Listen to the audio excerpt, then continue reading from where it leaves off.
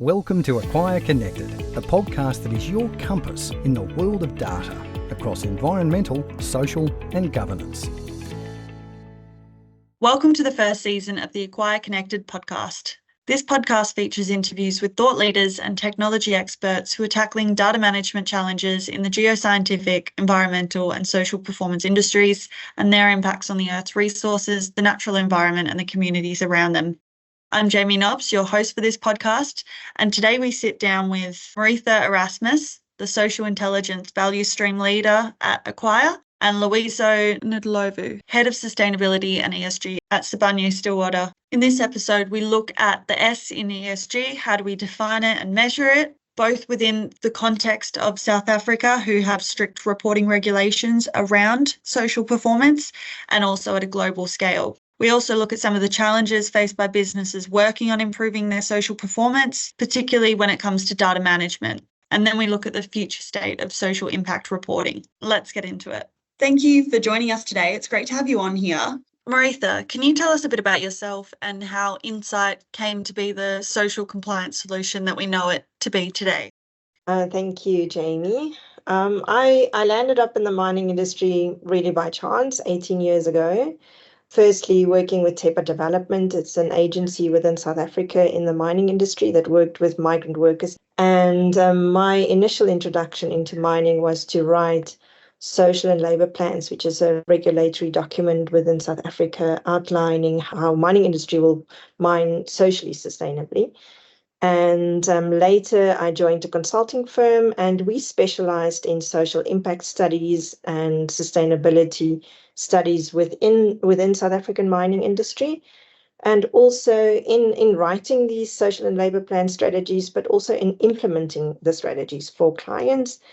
And it was in collating all the data and implementing management frameworks for the management reporting against social and labour plans that really made me become aware of the volume of data and the disbursement of data around social issues within mining, because these reports included local recruitment and skills development strategies and local procurement strategies, training of community members and mining. And you had to aggregate and collate this information for both the mining right holder as well as the core contractors.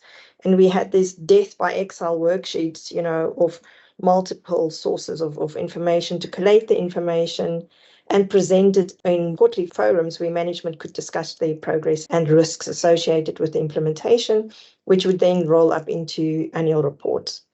This led us then in 2009 to establish a different company called MTS in those days and develop our first cloud-based solution, SLP Xpacks, which was really just a tool to aggregate information in a structured form. This developed over time. In 2014, we redesigned the entire solution. We actually spent some time in Estonia in a technology accelerator program. Under their tutelage, redeveloped the entire solution to be modular and to view data management frameworks in a more formal way from a technology point of view. And in 2022, we joined Acquire, where I continued to lead a global team with a focus on partnering organizations in industry to provide them with holistic solutions in social governance, implementation and reporting, particularly within the South African arena. And Loyiso, can you please tell us a bit about your background and why you're so passionate about the role of sustainability and social impact in businesses? Yeah, no problem. I can do that. So in terms of my background, I think I have worked in development finance probably for, what are we in now, 2024? So what, 24 years, plus or minus? That makes me sound very old. Yes, I am very old. When you start talking about 20s, you must understand. But, it is really my background in sustainability and in ESG has always been what I have done. It is in the way that I've undertaken my work through the development finance space. And if you know anything about development finance, really, it's about lending money to institutions or individuals. But the purpose of what makes it developmental is that the money is never intended just for commercial purposes. It is always money that has to be lent against impact. It has to contribute towards social benefits. It has to contribute towards environmental benefit. It has to contribute towards a broader outcome other than the commercial aspect of it. And I did that in development finance. I also then moved out of development finance into infrastructure finance. I used to work for an engineering company. Infrastructure is one of those areas of work that can be used to catalyze areas for growth. You can use it to grow economies. You can use it to create employment. You can use it to put in place social structures that are strong for the communities that are on the receiving end of infrastructure. So off the back of that, it really is a wonderful way to create impact at scale. And then I also did that for land. So I used to finance the acquisition of land in agriculture, either for farmers or for small businesses. And again, looking at land and how it's used is another way of making impact. You really have to make sure that when you talk about land, it's got so many productive uses apart from just food. Again, it's employment creation. It is social structures that you can use. So that's where I've spent a lot of my time, is on the design end of sustainability and ESG, all anchored by kind of making sure that every single decision that I take is impactful. And now I'm doing that for the mining industry and looking on the design side. And really, again, the mining industry, of course, is in such a great position to be able to create impact at scale because of the scale of their operations, because of the levers. But really what it is that it is the potential influence that they have as a result of the work that they do. And I think that we underestimate ourselves as mining industry partners around what we can do. But the potential is so great for us to completely recreate economies. And that's where I'm kind of working now. That was great to have your perspective on how we, not only in the mining industry, but across numerous industries, have the opportunity to support and build thriving economies. Now, today we are talking about implementing the S in ESG, like Maritha mentioned, social impact. Maritha, how do you define and measure the S, the social aspect of ESG, particularly in the South African context? Within South Africa, the S in ESG is focused around creating opportunities for socioeconomic inclusion. And particularly, we use regulatory frameworks such as social and labour plans, mining charter scorecards, BBBEE, to give industry a framework within which they can implement social impact or social sustainability commitments. And what SLP's Mining Charter Scorecard and BBBEE has got in common is really that there's a significant focus on capacity building programs, either through training or bursaries or learnership career development programs. It is all about creating capacity within communities to participate in economic opportunities through ownership structures or skills development programs, procurement opportunities. So because there's such a distance between the available skills in our communities and the skill requirements of industry, this is what building bridges is between the skills that we have available and the skills requirements. I think the next big move is going to be to create an environment where entrepreneurship is fostered, to grow alternative economies or additional economic opportunities within the landscape. Maritha has covered it well in how social kind of shows up in the South African landscape, and it is about inclusion and capacity building. And the point that she made, which I think is probably instructive for most people that may not even be in the South African context, is this concept of building bridges, using private sector in partnership with communities, government, with institutions, in order to build the bridge that you need to enhance social participation, to enhance inclusion, to have more people participating. And Maritha correctly points out to the fact that within the South African context, of course, the issue about inclusion is how do you get more people economically active and participating? You have to be able to give them the means to be able to do that. Part of getting the means is to build the capacity for us to do that. And the question then becomes, do we have the same experience around social in other places? So what does social look like, for example, in the United States? What does social look like in Europe? What does inclusion look like in other operating jurisdictions in Australia and everything else. And I always say this, social is everywhere. So social inclusion is a necessity in every single jurisdiction that you work in, because there is a need in the way that you do things to be as inclusive as possible in how you build your business, if you're talking about a business that's going to be there for the long term. But the needs in the US, for example, may be far more towards environmental sustainability. So it's socio-environmental. So the conversation is, to what extent would you as a private operator be able to take care of the environmental concerns that are then impacting people socially within the areas that they live, given the operations that you are looking at? I generally find that on the Europeans, it's far more around creating a working environment that is about work-life balance. Whatever you're investing in, the social looks like, am I working all of the hours that are sent to me 24 hours a day, or do I have a quality of life in the work that I do? And how does your investment and participation as a private sector entity? So it's always a socioeconomic participation that you're looking at, somehow, some way, that you are responding to. But social is exactly the same way. What's interesting about it is that when social doesn't work, the impact is the same globally. So when you have a weak social fabric in any society, it doesn't matter where you are, the consequences are the same globally.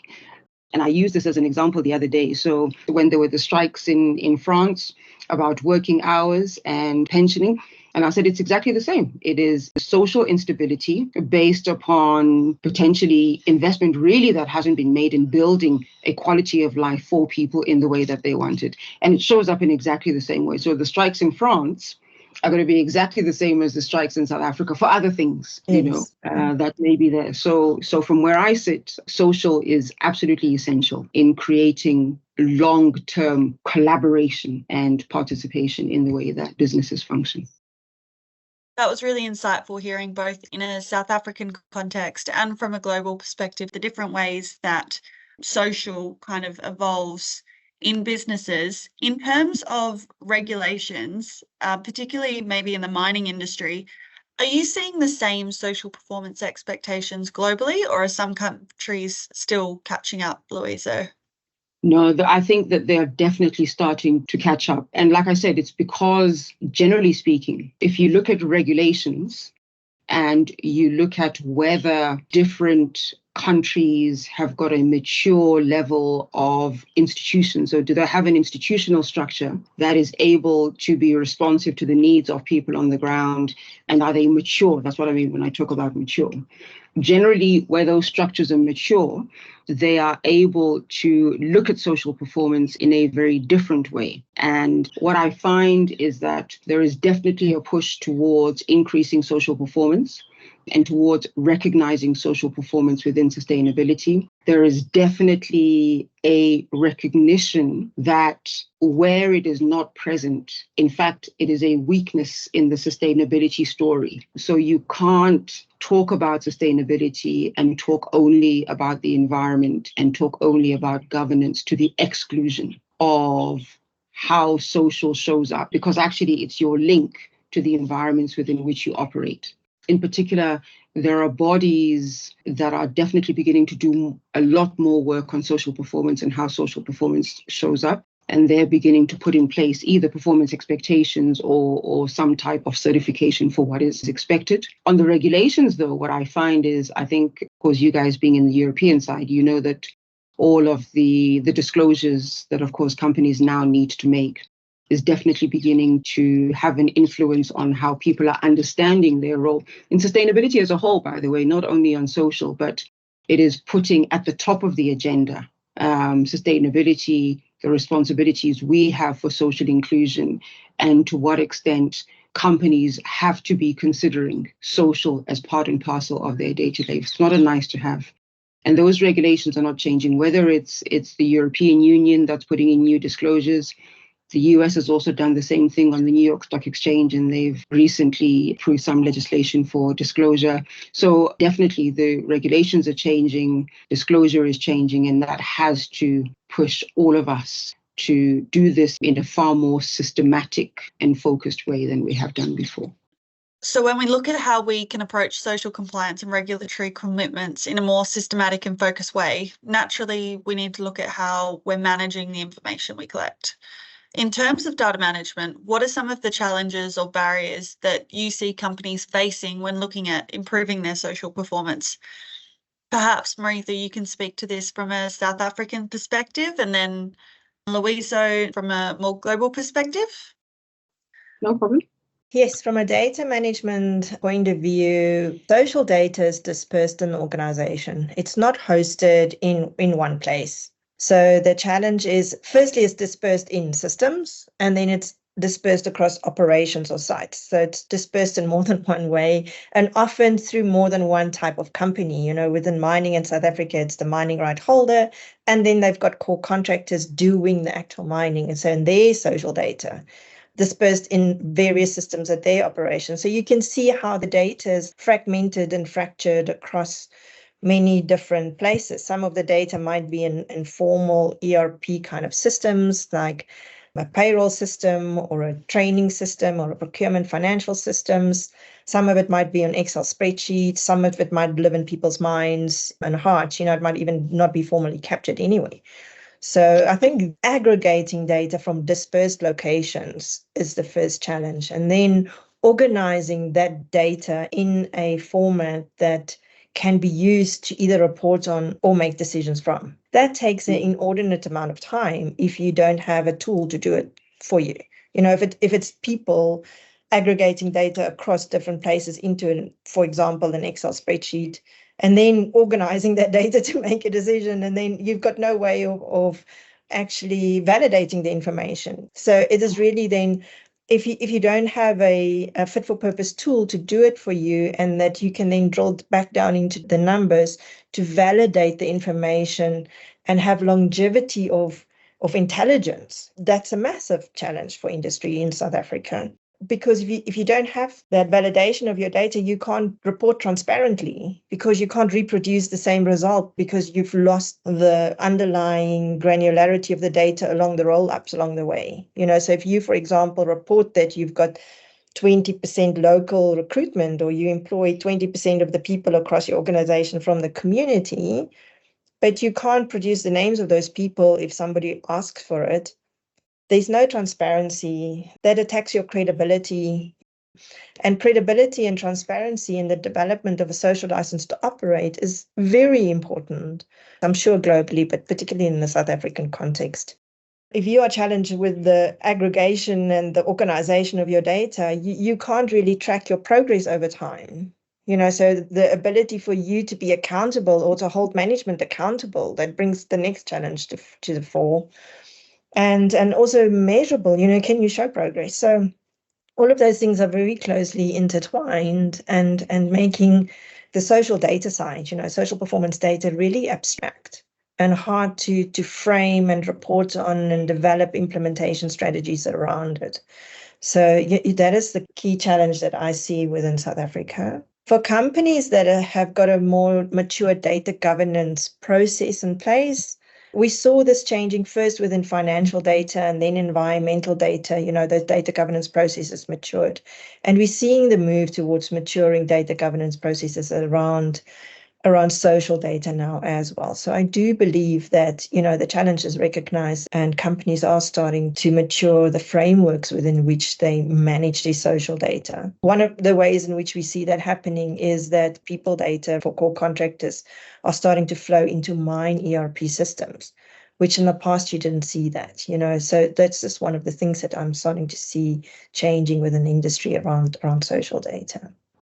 So the question you were asking is whether the points that Maritha's mentioned around the South African context would be any different globally. And I would really say that I don't think that because those principles are universal, right? So your ability to have a very strong data governance framework and ethos in your business is critical. Otherwise, you are completely unable to put any trust in what you are putting out into the marketplace. And in that trust, of course, is about transparency, because remember that the rating agencies and everybody else externally takes a view on who you are and what you are about as a result of the information that you put out. So those principles for me, I think, are universal. They're not only on the South African side. What I think is potentially an add-on, if I look at what's required globally, is that there are different reporting requirements in different jurisdictions, depending upon which particular standards people are adhering to.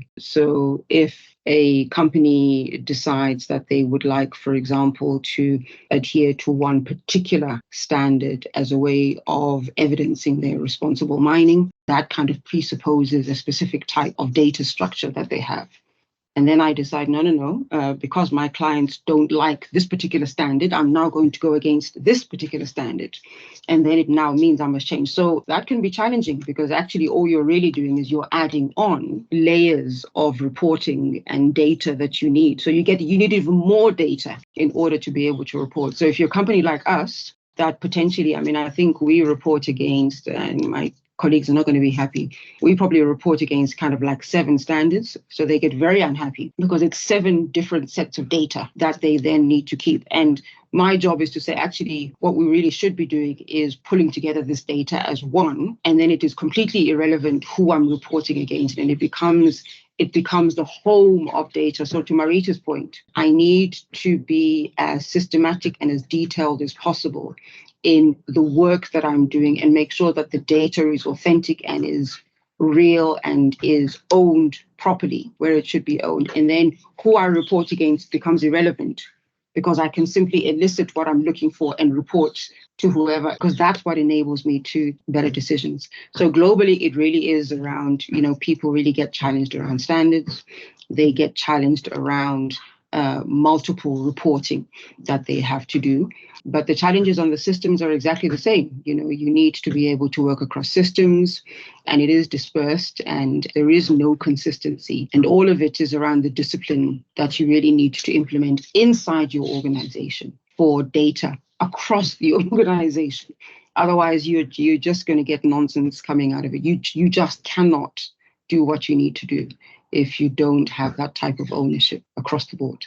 How does data management play a role in making confident decisions, particularly around sustainability and social impact reporting?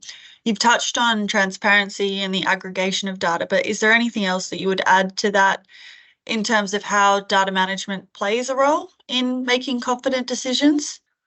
Yeah, for me, definitely I would.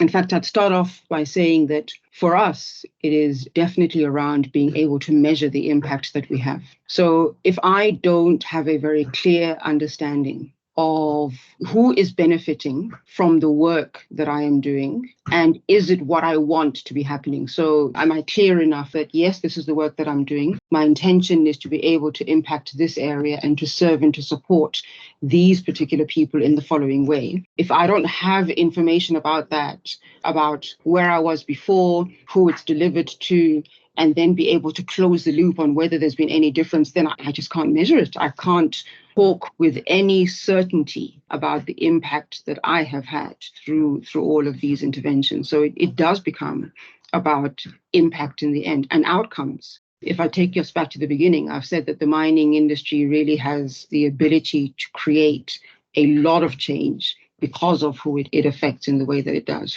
I can't tell that story in any way if I don't have information. I can't say that this is true or it's not true. It could just be me talking on the sideline with no information about it. So it does become critical, and it's part of how we create our space. The second thing I think about data is that there is a level of accountability. And I think all of the stories that you hear around greenwashing and people really challenging organizations and institutions about their versions of the truth and whether what is being put onto the table is actually true and is it really being beneficial.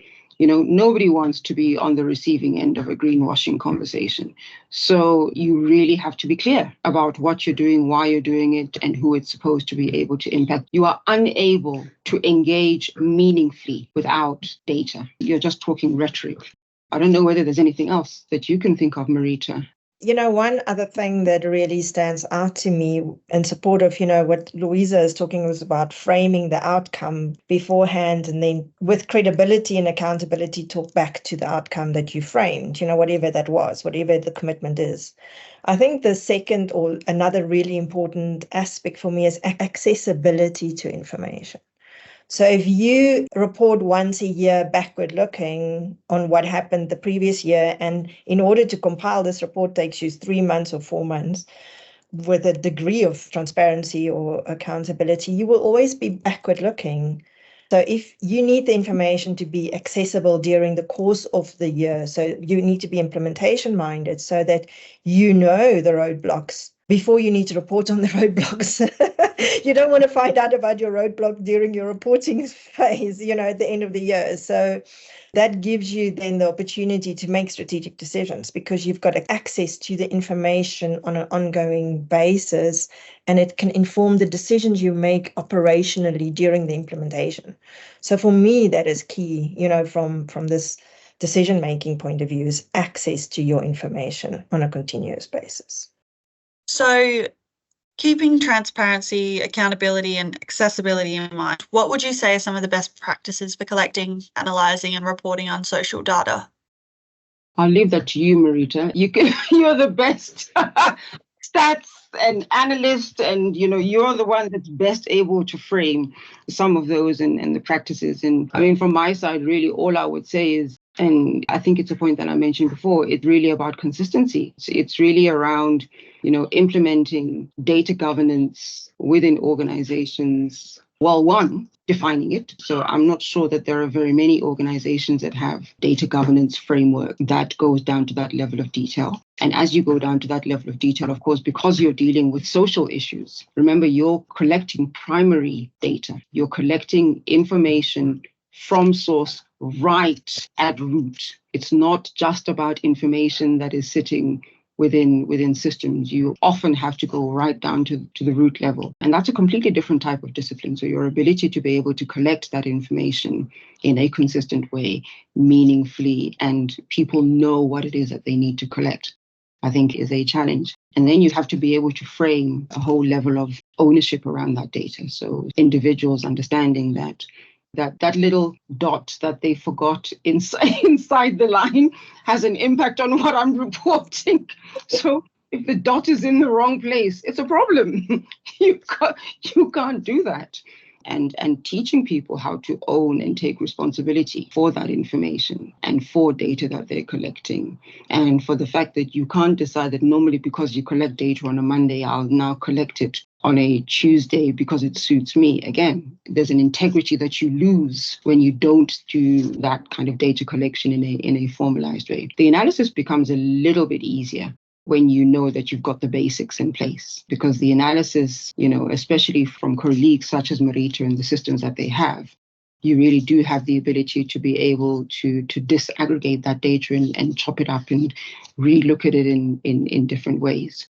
But for me, the challenge is always, it's data collection consistently, quality, somebody taking responsibility for it, somebody making sure that if it is wrong, they don't just put it in because they want to just put something inside a box, that they really do put some quality control in that. And there are mechanisms you need to put into place, obviously, to be able to check that data. Maritha? Thanks, Loyiso. No, you hit the nail on the head. It is about granularity of information. And one of the very, very first things we learned in our technology journey into the social performance space is that a payroll system or a financial system, training system, don't need all the data in order to function well. You don't need to know people's home addresses or genders or ethnicity or a whole host of information in order to pay them. You can pay them on a payroll without a lot of information. You basically need an employee number and the hours that they worked and their job title. Whereas if you start then reporting on the social performance or compliance requirements within the South African space, particularly, you need a lot of personal information, in order to categorize the results correctly. So data quality and freshness of data. So, is this data fresh or is this from last year still is really important. So bringing data quality to front of mind of your data owners, and the data owner and the data consumer within mining, particularly in the social compliance space, is not the same person. For example, the payroll person or the data capturer in the payroll system doesn't understand the impact of putting the incorrect address has on the social performance manager's report. They don't know that.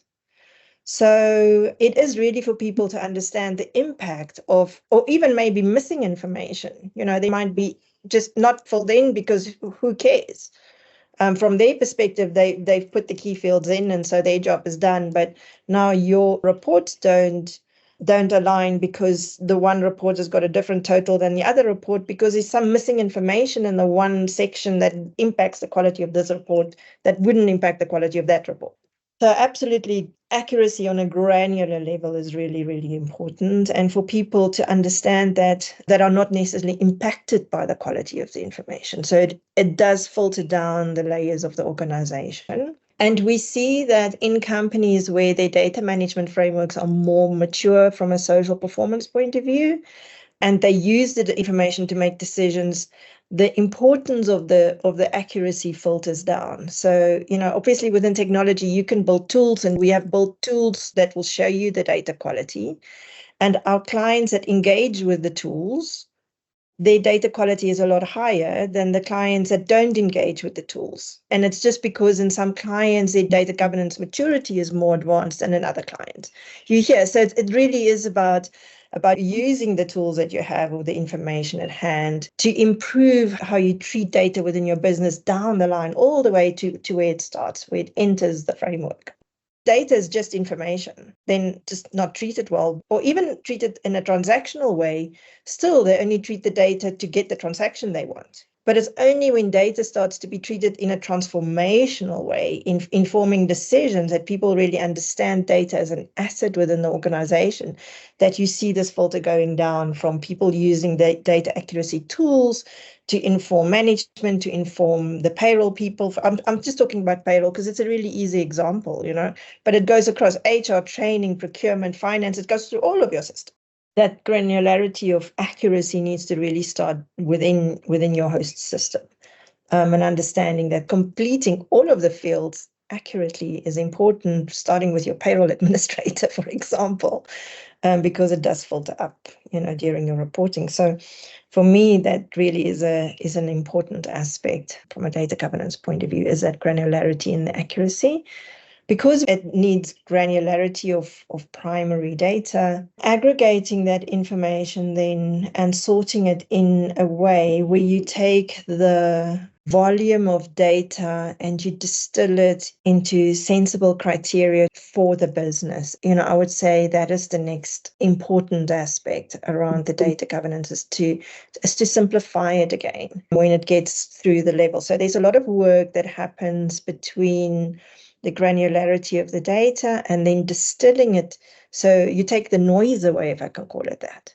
Otherwise, if you look at a lot of information that's noisy information, like I'm putting it in brackets, it's difficult to make sense of it. So again, really, it's sorting data, making sense of data in a way that people can then see the trends over time, or can understand the impact that they're having, because you have distilled it back into dashboards or easy to understand graphs or tables or whatever. So it's visualizing the data in order to really tell a story to more than one type of stakeholder.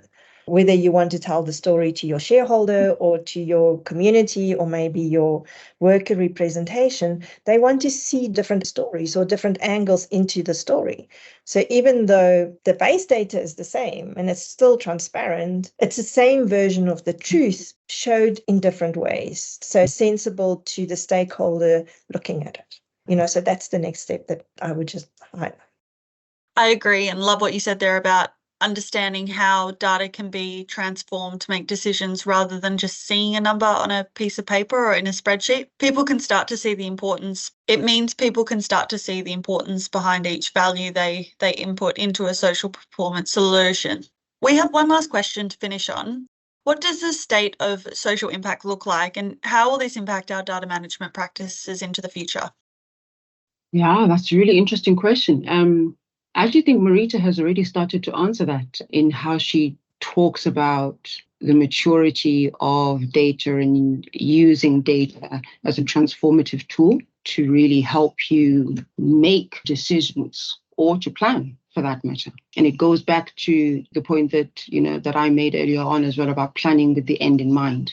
The point about all of this is that you really, and when I say you, I'm saying you as a business, really need to be clear in your own mind about what it is that you are trying to move towards. What are you doing? You're doing all of this for what reason? You're trying to impact economies by potentially supporting more small businesses. And if you're supporting small businesses, what do you define as a small business?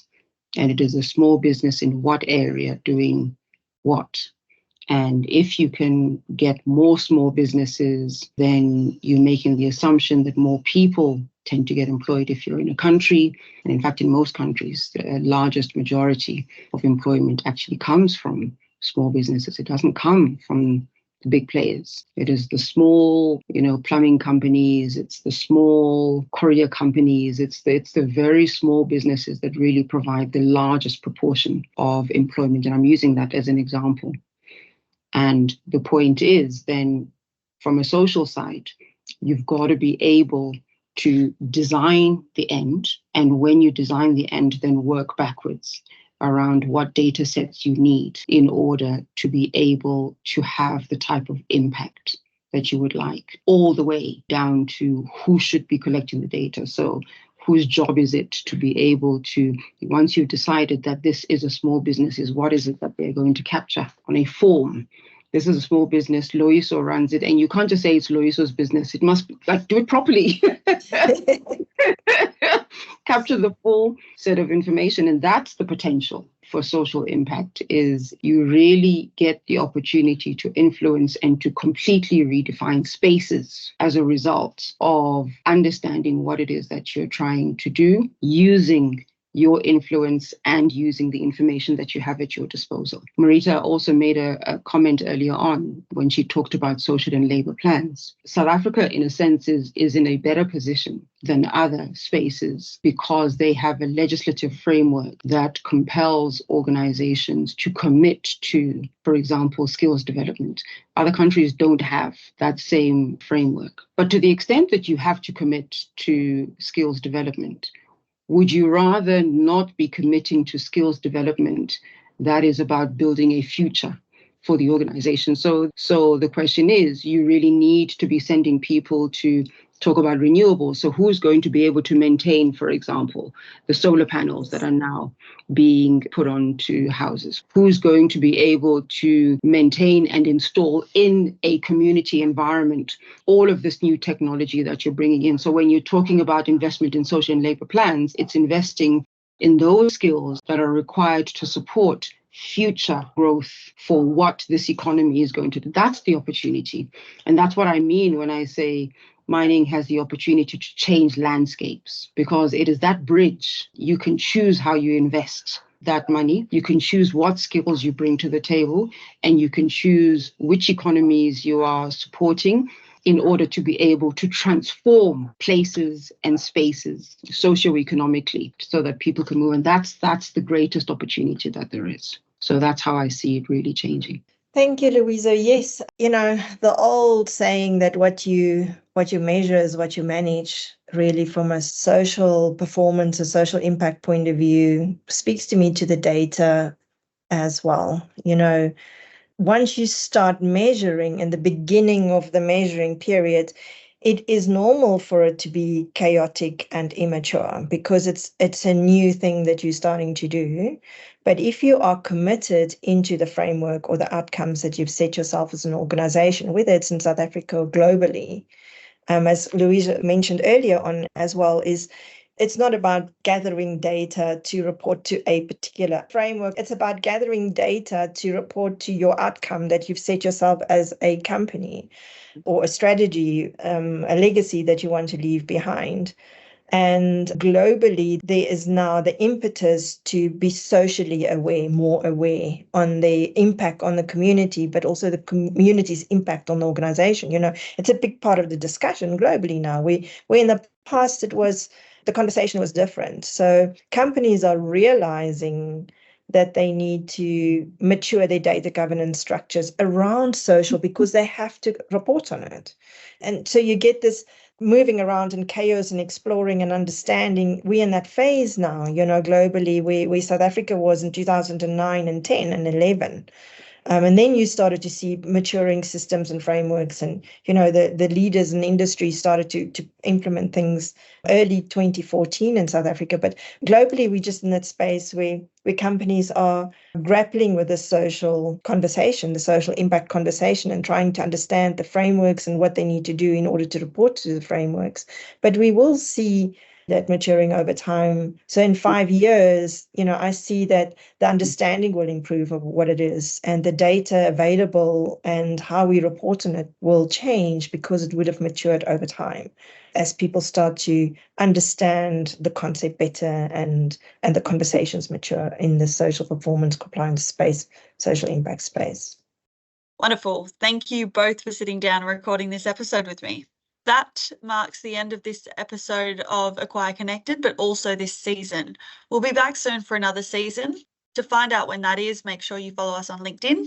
Thank you for listening. We hope you enjoyed it. Don't forget to like, share, and subscribe on your podcast player to stay up to date on the latest episodes, and we'll see you soon. Thanks for listening to the Acquire Connected podcast channel. Find us at acquire.com.au.